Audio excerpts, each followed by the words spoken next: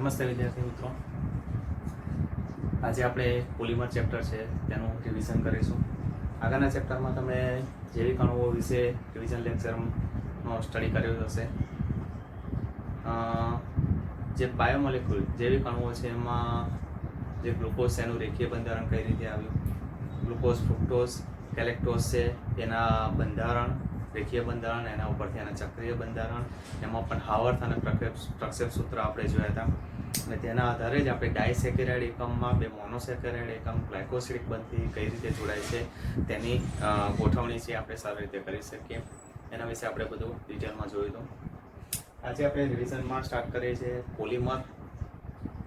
15મું chapter છે જે તમે શીખી ગયા છો, ચેપ્ટર પૂરું થયું છે, એનું રિવિઝન આપણે સ્ટાર્ટ કરીએ છીએ.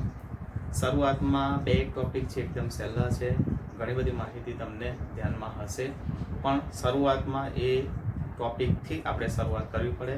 એટલે પહેલાં આપણે જોઈએ પોલિમર. તો પોલિમર શબ્દ છે એ શબ્દને પહેલાં સમજી લઈએ આપણે.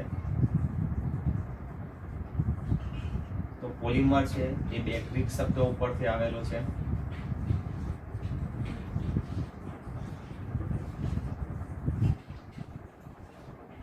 બે ગ્રીક શબ્દો કયા? પોલી અને મર. પોલી એટલે ઘણા અને મર એટલે એકમ અથવા તો પોલી અને મર બે શબ્દ ભેગા થઈને પોલિમર બનેલો છે. અને પોલી એનો અર્થ થાય છે ગ્રીક શબ્દમાં ઘણા, અને મર એટલે એકમ અથવા ભાગ. તો ઘણા એકમ અથવા ભાગનું વારંવાર પુનરાવર્તન થવાથી જે આખો બૃહદ અણુ, મોટો અણુ બને છે તેને પોલિમર તરીકે ઓળખવામાં આવે છે. ઘણા એકમ અથવા ભાગનું વારંવાર શું થાય? પુનરાવર્તન થાય, અને તેમાંથી મોટા કદનો જે બૃહદ અણુ બને છે તેને પોલિમર તરીકે ઓળખવામાં આવે છે. હું બોલ્યો બૃહદ અણુ એટલે કે જેના કદ કેવા હોય? ઘણા મોટા. તો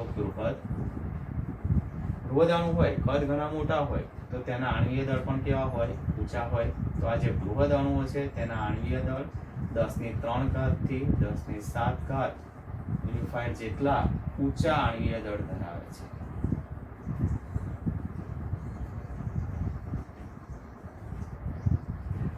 તો આ પોલિમર પદાર્થો છે બૃહદ અણુ તરીકે ઓળખાય છે, અને જેના આણ્વીય 10³ થી 10⁷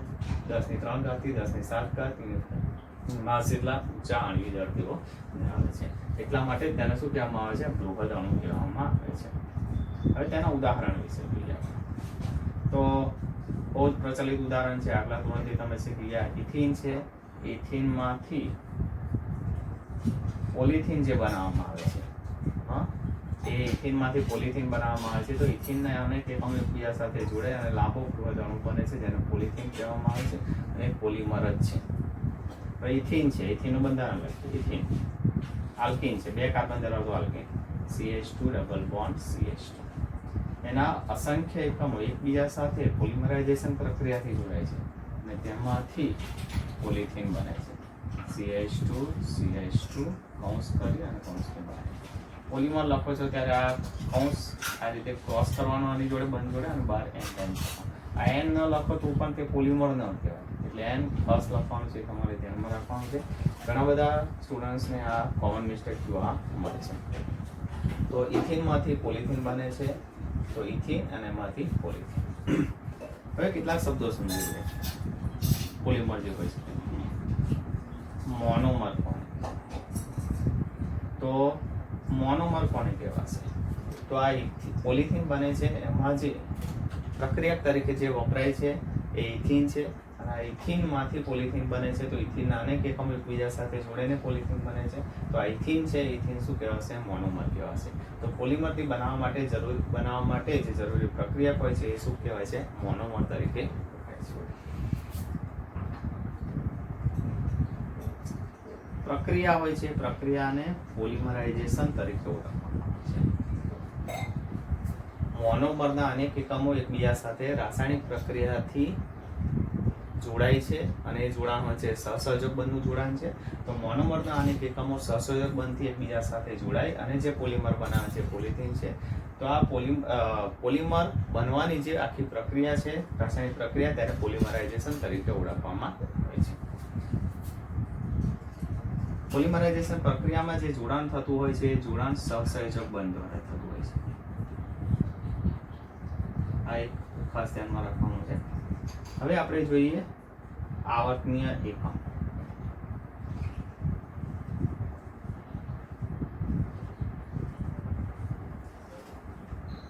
પોલિમરાઇઝેશન પ્રક્રિયામાં મોનોમર છે તેમાંથી પોલિમર બને છે અને પોલિમરમાં જે ભાગનું વારંવાર પુનરાવર્તન થાય છે આ પોલિથીનનો અણુ બતાવ્યો છે, જેમાં n ટાઈમ્સ CH2 નું n ટાઈમ્સ એટલે અસંખ્ય વખત શું થાય છે પુનરાવર્તન થાય છે.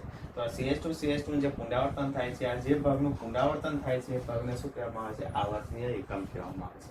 તો પોલિમરમાં રહેલા જે ભાગનું વારંવાર પુનરાવર્તન થાય છે તે ભાગ આવર્તનીય એકમ કહેવાય છે.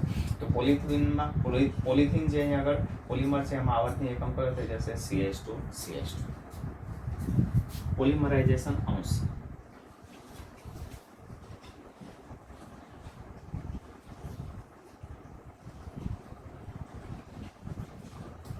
પોલિમરાઇઝેશન અંશ એટલે શું?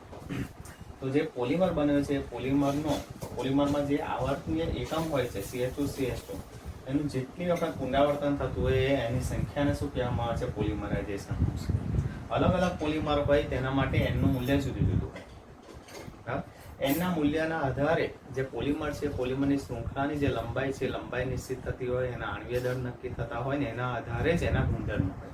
એટલે ઘણી વખતે ચોક્કસ ગુણધર્મો ધરાવતો પોલિમર જો આપણે મેળવવો હોય તો આ n છે, nની સંખ્યા છે, એ સંખ્યાને શું કરવામાં આવે છે? નિયંત્રિત કરવામાં આવે છે. આપણે આગળ જતા એ શીખીશું કે પોલિથીન છે, પોલિથીનમાં જ બે પ્રકારના પોલિથીન બનાવવામાં આવે છે, લો ડેન્સિટી અને હાઈ ડેન્સિટી, કે જેમાં nનું મૂલ્ય હોય છે ઓછું અથવા તો વધારે હોય અને તેના આધારે એના મૂલ્યને નિયંત્રિત કરી અલગ અલગ ગુણધર્મ ધરાવતા પોલિથીનના અણુઓ બનાવવામાં આવે છે. n જે છે અહીંયા આગળ પોલિમરાઇઝેશન અંશ તરીકે ઓળખાય છે. તો અહીંયા આગળ આપણે પોલિમર છે, પોલિમરની બેઝિક માહિતી જોઈ. પોલિમર બે ગ્રીક શબ્દો ઉપરથી બનેલો છે, પોલી એટલે ઘણા અને મર એટલે એકમ અથવા ભાગ. જે બૃહદ અણુઓ હોય છે જેના આણ્વીય દળ હોય છે 10⁻³ થી 10⁷ જેટલા ઊંચા આણ્વીય દળ ધરાવે છે, તેથી તેને બૃહદ અણુ કહેવાય છે. ઉદાહરણ હોય છે ઇથિનમાંથી પોલિથીન. એમાં ઇથિન છે એ મોનોમર છે. પોલિમરાઇઝેશન આ પ્રક્રિયા આખી થઈને જે પોલિમર બને છે એ પ્રક્રિયા પોલિમરાઇઝેશન કહેવાય છે. એમાં વચ્ચે જે જોડાણ થાય છે સહસંયોજક બંધ દ્વારા થાય છે. એમાં આવર્તનીય એકમ શું? તો કે પોલિમરમાં જે ભાગનું વારંવાર પુનરાવર્તન થાય છે એટલે અહીં આગળ CH2 છે એ આવર્તનીય એકમ છે. અને આવર્તનીય એકમની સંખ્યા હોય છે એ સંખ્યા જેને n તરીકે લખીએ છીએ એને પોલિમરાઇઝેશન અંશ કહેવામાં આવે છે. અને આપણે જોયું કે પોલિમરાઇઝેશન અંશ છે તેના મૂલ્યને આપણે નિયંત્રિત કરી અને ચોક્કસ ગુણધર્મો ધરાવતો પોલિમર મેળવી શકીએ છીએ.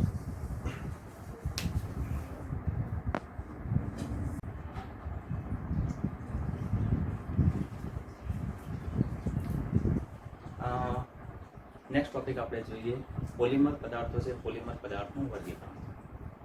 પોલિમર પદાર્થોનું વર્ગીકરણ જોઈએ તો એ મુખ્યત્વે 3 ભાગમાં કરી શકાય છે. એમાં આપણે પહેલું જોઈશું એ સ્ત્રોતના આધારે વર્ગીકરણ.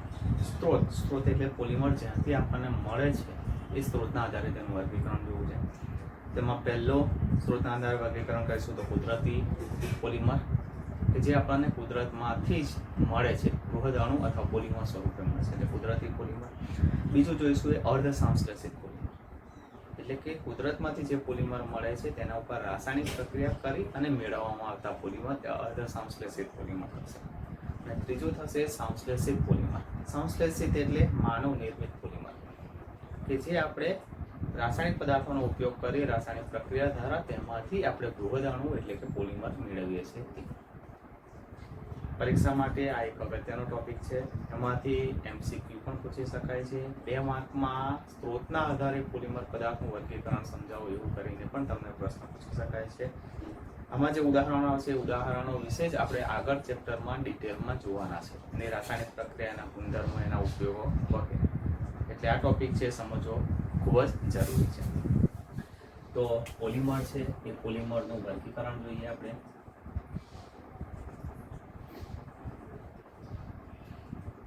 અને વર્ગીકરણ જોઈશું એ સ્ત્રોતના આધારે વર્ગીકરણ.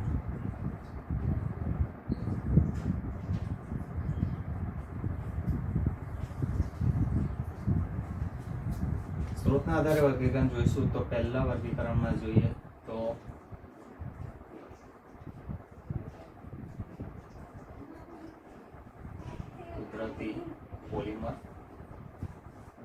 કુદરતી પોલિમર એટલે કુદરતમાંથી આ પોલિમર પદાર્થો આપણને કુદરતી રીતે જ પ્રાપ્ત થાય છે. એમાં કોઈ પણ પ્રકારની રાસાયણિક પ્રક્રિયા વગેરે કરવાની જરૂર પડતી નથી.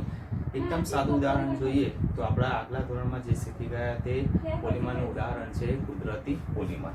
એમાં જોઈએ તો આપણે જે કુદરતી રબર હોય છે તે, એટલે કુદરતી પોલિમરના ઉદાહરણમાં આપણે એકદમ સાદા ઉદાહરણમાં પહેલું જોઈશું કે જે આપણે આગળ પણ જોઈ ગયા છે. કુદરતી જે રબર આપણને પ્રાપ્ત થાય છે, પછી પ્રોટીન, સેલ્યુલોઝ, સ્ટાર્ચ, રેઝિન, કુદરતી રબર જે કહ્યું વગેરે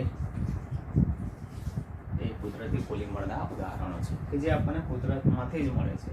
કુદરતી rubber, protein, cellulose, starch, resin વગેરે છે એ આપણને કુદરતમાંથી જ પોલિમર સ્વરૂપે આપણને પ્રાપ્ત થાય છે. બીજું જોઈએ અર્ધ સંશ્લેષિત પોલિમર.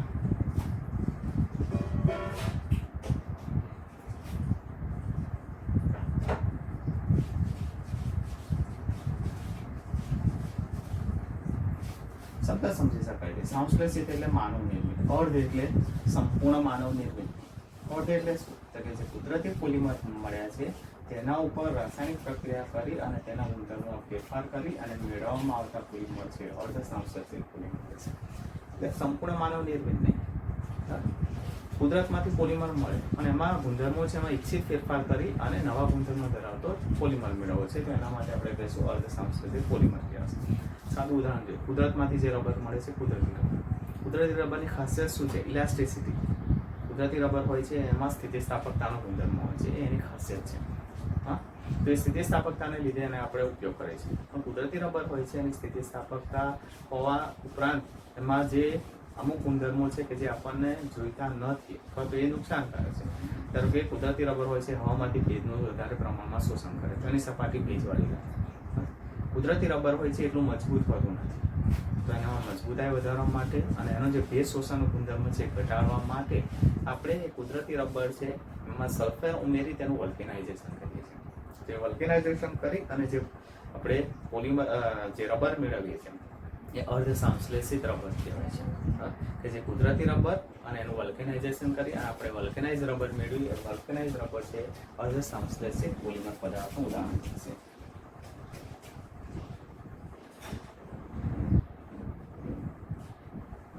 વલ્કેનાઇઝ રબર.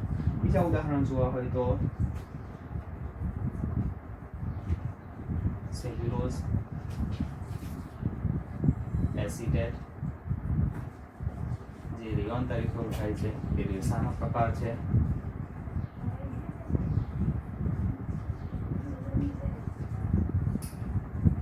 સેલ્યુલોઝ નાઇટ્રેટ છે એ વિસ્ફોટક તરીકે ઉપયોગમાં આવે છે. એ એની નાઇટ્રેશન છે, નાઇટ્રેશન સેલ્યુલોઝ છે, સેલ્યુલોઝની નાઇટ્રેશન પ્રક્રિયા દ્વારા મેળવવામાં આવે છે. તો વસ્તુ સમજી સેલ્યુલોઝ એ કેવો છે? કુદરતી પોલિમર પદાર્થ છે. એમાં સેલ્યુલોઝ છે એનું એસિટિલેશન કરીશું તો આપણને સેલ્યુલોઝ એસિટેટ મળે છે. સેલ્યુલોઝ ડાયએસિટેટના રેસાઓ મળે છે, તે રિયોન તરીકે પણ ઓળખાય છે. સેલ્યુલોઝ છે એનું નાઇટ્રેશન કરીએ તો આમાંથી સેલ્યુલોઝ નાઇટ્રેટ આપણને મળે છે અને જે વિસ્ફોટક તરીકે પણ ઉપયોગી છે. તો એ ત્રણ ઉદાહરણમાં શું થયું? રબર છે કુદરતી રબર, એનું વલ્કેનાઇઝેશન કર્યું તો વલ્કેનાઇઝ રબર મળ્યું. સેલ્યુલોઝ છે એનું એસિટિલેશન કરશો તો સેલ્યુલોઝ એસિટેટ છે એના રેસાઓ મળે છે, જે રિયોન તરીકે ઓળખાય છે. સેલ્યુલોઝ છે એના ઉપર રાસાયણિક પ્રક્રિયા કરી નાઇટ્રેશન તો એમાંથી આપણને મળે છે સેલ્યુલોઝ નાઇટ્રેટ છે. તો આ કુદરતી જે પોલિમર છે કયા? કુદરતી રબર, સેલ્યુલોઝ વગેરે તેના ઉપર વલ્કેનાઇઝેશન, એસિટિલેશન અથવા નાઇટ્રેશન જેવી પ્રોસિજર કરી અને તેમાંથી જે પોલિમર મેળવવામાં આવે છે એ પોલિમર શું કહેવાય છે? અર્ધ સંશ્લેષિત પોલિમર તરીકે ઓળખાય છે. અને હવે ત્રીજું ઉદાહરણ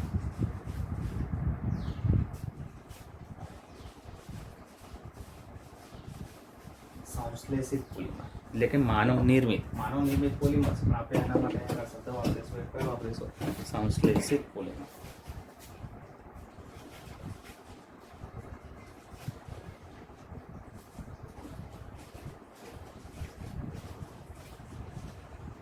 સંશ્લેષિત એટલે આપણે શબ્દ લખવો હોય તો લખી શકીએ માનવ. સંશ્લેષિત પોલિમર છે એટલે એ કુદરતી પોલિમર બરાબર છે, અસંશ્લેષિત અને સંશ્લેષિત. સંશ્લેષિત પોલિમર છે અને આપણે શબ્દ લખી દઈશું માનવ નિર્મિત. માનવ નિર્મિત એટલે મેનમેડ. રાસાયણિક પદાર્થોનો ઉપયોગ કરી તેમનો વચ્ચે રાસાયણિક પ્રક્રિયા દ્વારા આ પ્રકારના પોલિમર પદાર્થો મેળવવામાં આવે છે. તો એ માનવ નિર્મિત પોલિમર પદાર્થો થશે, સંશ્લેષિત પોલિમર પદાર્થો થશે. અને એના ઉદાહરણમાં આપણે જોવું હોય તો જોઈ શકીએ છીએ. તો અહીંયા આગળ કુદરતી રબર હતું, અહીંયા આગળ વલ્કેનાઇઝ રબર છે. તો આપણે અહીંયા આગળ જોઈએ તો માનવ નિર્મિત જે પોલિમર છે એમાં આપણે જોઈએ તો સંશ્લેષિત રબર. સંશ્લેષિત રબરમાં આપણે ઉદાહરણમાં જોવું હોય તો ગુના S લઈ શકીએ, ગુના N લઈ શકીએ, નાઇટ્રાઇલ રબર છે વગેરે. એ શું થશે? ટોટલી સંશ્લેષિત પોલિમર છે, એટલે કે માનવ નિર્મિત પોલિમર છે. રાસાયણિક પ્રક્રિયાઓના ઉપયોગ દ્વારા આ જે પોલિમર છે પોલિમર મેળવવામાં આવે છે. બીજા આપણે ઉદાહરણમાં જોઈ શકીએ છીએ પ્લાસ્ટિક. પ્લાસ્ટિકમાં જોઈએ તો પોલિથીન એ માનવ નિર્મિત છે. એટલે એમાંથી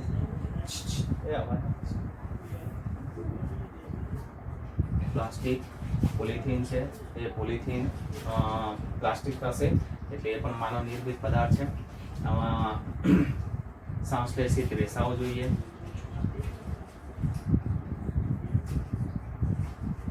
જેમાં આપણે ઉદાહરણ લઈ શકીએ નાયલોન 6, નાયલોન 6 વગેરે છે, એ સંશ્લેષિત રેસાઓ છે. આ બધા થશે માનવ નિર્મિત પોલિમર છે, જે સંશ્લેષિત પોલિમર છે તેના ઉદાહરણો થશે. તો આમ આપણે શરૂઆતથી એકદમ ઝડપથી જોઈ લઈએ. વર્ગીકરણ સ્ત્રોતના આધારે વર્ગીકરણ છે. એક્ઝામ માટે ટૂંકા પ્રશ્નોમાં અથવા તો 2 માર્કના પ્રશ્નો પૂછવા માટે અગત્યનો ટોપિક છે. કુદરતી પોલિમર, કુદરતમાંથી જ આપણને પોલિમર સ્વરૂપે મળે છે. કુદરતી rubber, protein, cellulose, starch, resin વગેરે કુદરતી પોલિમરના ઉદાહરણ છે. કુદરતી પોલિમર છે એમાં ગુણધર્મોમાં ઇચ્છિત ફેરફાર કરી નવો પોલિમર બનાવીશું, એટલે કે ઇચ્છિત ફેરફાર ગુણધર્મો ઇચ્છિત ફેરફાર કરી અને જે પોલિમર મેળવવામાં આવે છે. અર્ધ સંશ્લેષિત પોલિમર મેળવવામાં આવે છે. કુદરતી રબર છે એનું વલ્કેનાઇઝેશન કરી વલ્કેનાઇઝ રબર મેળવીશું. સેલ્યુલોઝ એનું એસિટિલેશન કરી સેલ્યુલોઝ એસિટેટ છે એના રેસાઓ મેળવીશું, જે જીવન તરીકે ઓળખાય છે. સેલ્યુલોઝનું નાઇટ્રેશન કરી સેલ્યુલોઝ નાઇટ્રેટ મેળવીશું. હવે છે આ બધા અર્ધ સંશ્લેષિત પોલિમર છે. સંશ્લેષિત એટલે માનવ નિર્મિત પોલિમર, જેમાં સંશ્લેષિત રબર કહીએ તેનું ઉદાહરણ છે ગુના S અને ગુના N. પ્લાસ્ટિક પોલિથીન થશે. સંશ્લેષિત રેસાઓ નાયલોન 6, નાયલોન 6 વગેરે થશે. આગળ પણ ઘણા બધા આપણે ઉદાહરણો જોઈશું. બેકેલાઇટ, મેલેમાઇન બધા ઉદાહરણો છે સંશ્લેષિત પોલિમરના આવશે, કે જેમાં આપણે જે રાસાયણિક પદાર્થો છે એના વચ્ચે રાસાયણિક પ્રક્રિયા કરી અને સંશ્લેષિત પોલિમર પદાર્થો મેળવતા હોય છે. પોલિમર છે, પોલિમરનો ઘણો બધો જે પોર્શન છે અત્યારે જે પોલિમરો પ્રાપ્ત છે, પોલિમરના મોટા ભાગના જે પોલિમર પદાર્થો છે કેવા છે? સંશ્લેષિત પોલિમર પદાર્થો છે, જેનો આપણે બહોળા પ્રમાણમાં અત્યારે ઉપયોગ કરી રહ્યા છીએ. તો આ સ્ત્રોતના આધારે વર્ગીકરણ આપણે